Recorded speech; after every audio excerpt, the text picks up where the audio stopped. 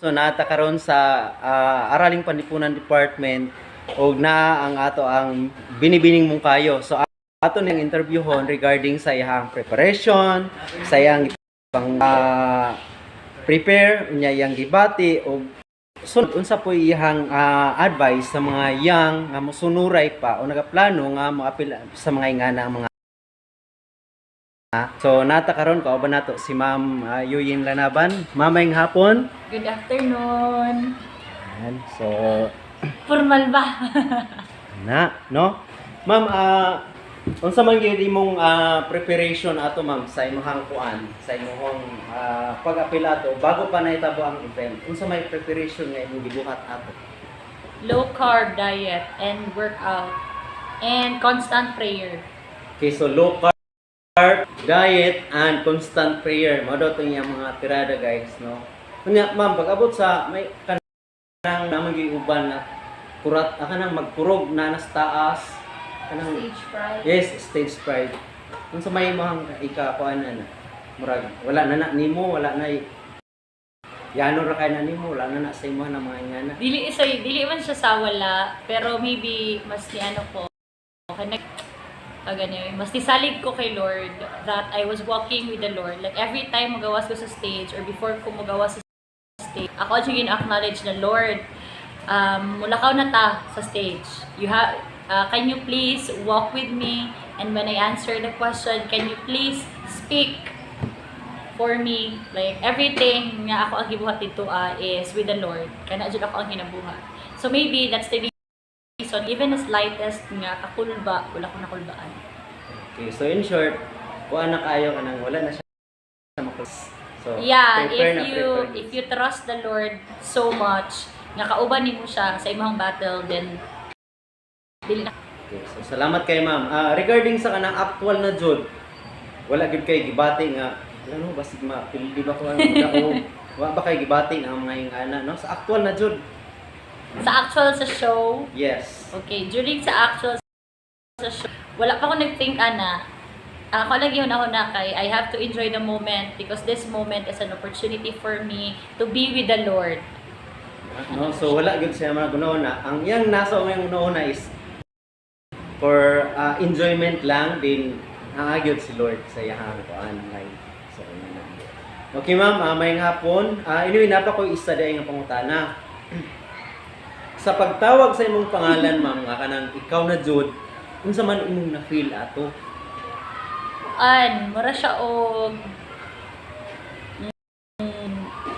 wala na akong na-explain kasi na-feel mo pag gudyo na ako nga murag okay, this night is for me kay wala ko nakulbaan and I just felt nga ang Ginoo kay naalam din sa ako ang likod and He was guiding me. He was telling me na you don't have to worry, I'll do the rest. You just have to present yourself. And during the announcement, grabe nakulbaan ko ato pero while nag-hold me og hand sa kato ako ang kauban, nag-ana na lang ko, Lord, thank you so much. Thank you kaayo for this. Okay? Salamat kaayo kay ihatag nimo ang crown sa ako at tonight. And when my number was called and my name was mentioned, grabe ako ang kalipay. Jud ko nga, thank you so much, Lord. Dili jud mag-fail ang imuhang yes. Pag mag-yes ka, always a yes. So salamat kay ma'am. Anyway, maka-proud pud kaayo no sa atong AP nga department nga maka-proud jud siya nga sa kadaghan-daghan isa ang ikaw gyud ang nahimong kuan miss binibining mo. Ito may ka-message o mensahe nimo sa mga batan-on nga gusto mo sulod ana nga mga activity o gusto mo sunod sa imong mga footprint. Sige, sa gusto mo sunod sa akong footprint, ayaw na ninyo sunda. Ayaw ninyo sunda in a way na please, kung makaya ninyo, laboy pa ninyo. That's what, kana ako ang gusto ipasabot. Kasi, same before, I had an experience, manggujud. Katong answer na ko, na experience anxiety and depression. Tinuod jud to siya. Na-experience ito na ko siya. Kasi I was branded nga kanang, ay, pangit man na siya. Ay, tumbuyon man na siya. And then, ginulat ko na lang ang lahat when I joined pageantry. Tas pageantry was the way nga nakita na ko, oh, I'm more than capable sa ilahang giingon. I'm capable and I'm beautiful. Dili lahang ingon di ay dapat akong gituuhan. So pageantry ang naghatag sa ko og way to realize that.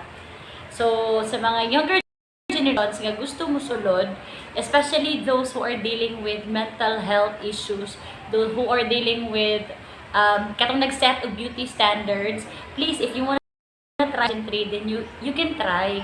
You have to challenge yourself kasi usahay diraan na to ma-improve ang atong kaugalingon pag gina-challenge na to ang self. So kato, push lang ng push. And if mapildi, dili man siya like totally nga napildi ka. What's important is you've learned lesson through your journey. Yes, so tama yun kayo, no? Exact kayo ang mga answer ni Ma'am Eugene Ranapan. So, Ma'am, salamat kaayo sa inyo. Thank you so And I hope much. nga na makatunan labi na ang mga bata na musunod pa na